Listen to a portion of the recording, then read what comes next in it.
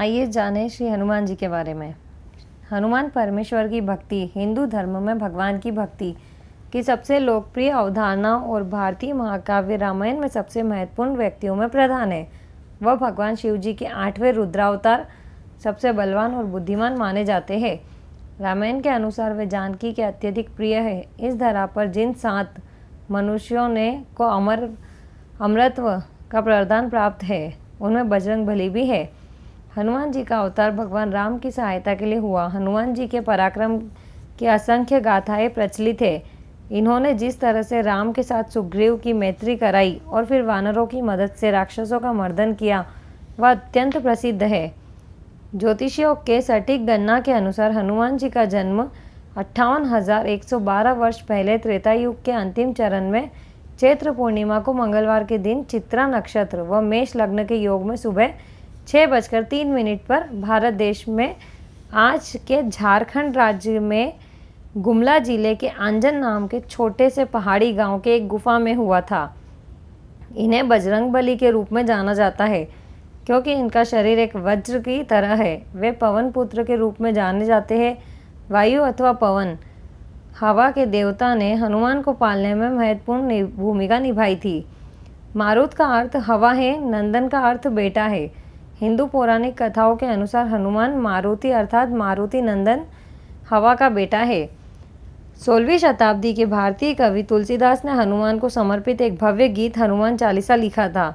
उन्होंने हनुमान के साथ आमने सामने मुलाकात करने का दावा किया है।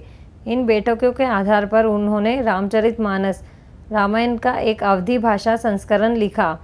हिंदू महाकाव्य रामायण के अनुसार हनुमान जी को वानर के मुख वाले अत्यंत बलिष्ठ पुरुष के रूप में दिखाया जाता है। इनका शरीर अत्यंत मांसल एवं बलशाली है। उनके कंधे पर जनेऊ लटका रहता है। हनुमान जी को मात्र एक लंगोट पहने अनावृत शरीर के साथ दिखाया जाता है। वह मस्तक पर स्वर्ण मुकुट एवं शरीर पर स्वर्ण आभूषण पहने दिखाए जाते हैं। उनकी वानर के समान लंबी पूंछ है। उनका मुख्य अस्त्र गदा माना जाता है। इनके जन्म के पश्चात एक दिन इनकी माता फल लाने के लिए इन्हें आश्रम में छोड़कर चली गई। जब शिशु हनुमान को भूख लगी तो वे उगते हुए सूर्य को फल समझकर उसे पकड़ने आकाश में उड़ने लगे। उनकी सहायता के लिए पवन बहुत तेज चला। उधर भगवान सूर्य ने उन्हें अबोध शिशु समझकर अपने तेज से नहीं जलने दिया। जिस समय हनुमान सूर्य को पकड़ने के लिए लपके, उसी समय राहु सूर्य पर ग्रहण लगाना चाहता था। हनुमान जी ने सूर्य के ऊपरी भाग में जब राहु का स्पर्श किया तो वह भयभीत होकर वहां से भाग गया।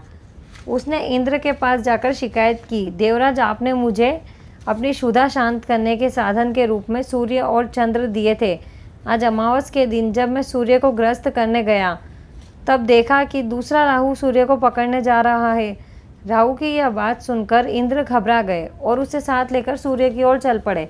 राहु को देखकर हनुमान जी सूर्य को छोड़ राहु पर झपटे। राहु ने इंद्र को रक्षा के लिए पुकारा तो उन्होंने हनुमान जी पर वज्रायुध से प्रहार कर दिया, जिससे वे एक पर्वत पर गिरे और उनकी बाई ठुड्डी टूट गई। हनुमान जी की यह दशा देखकर वायुदेव को क्रोध आया। उन्होंने उसी क्षण अपनी गति रोक दी। इससे संसार की कोई भी प्राणी सांस न ले सके और सब पीड़ा से तड़पने लगे। तब सारे सुर, असुर, यक्ष, किन्नर आदि ब्रह्मा जी की शरण में गए। ब्रह्मा उन सबको लेकर वायुदेव के पास गए। वे मूर्छित हनुमान को गोद में लिए उदास बैठे थे।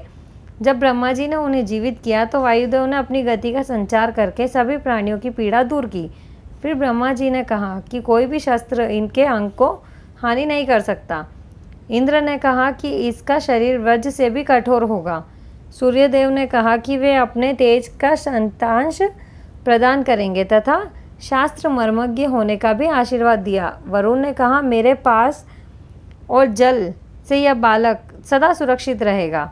यमदेव ने अवध्य और निरोग रहने का आशीर्वाद दिया। यक्षराज कुबेर, विश्वकर्मा आदि देवों ने भी अमोघ वरदान दिए।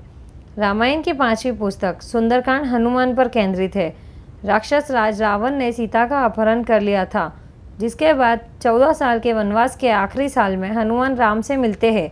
अपने भाई लक्ष्मण के साथ राम अपनी पत्नी सीता को खोज रहे हैं। यह और संबंधित राम कथाएं हनुमान के बारे में सबसे व्यापक कहानियां हैं। रामायण के कई संस्करण भारत में भी मौजूद है। यह हनुमान राम, सीता, लक्ष्मण और रावण के रूपांतर को प्रस्तुत करते हैं। वर्ण और उनके विवरण अलग अलग है, कुछ मामलों में काफ़ी महत्वपूर्ण है।